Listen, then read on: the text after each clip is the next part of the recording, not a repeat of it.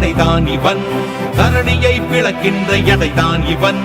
புலனைந்தும் தெளிவாக இருக்கின்றவன், புறம் நான்கும் எளிதாக வளைக்கின்றவன்.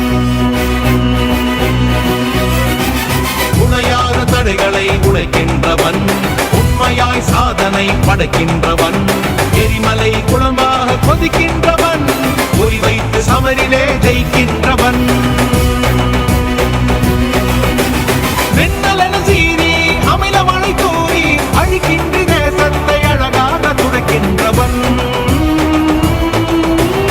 இதை போல மறைவாக வாழ்ந்தவன் இன்றுதான் மத யானை போல் வருகிறார். அடையாளம் தெரியாத உடையோடு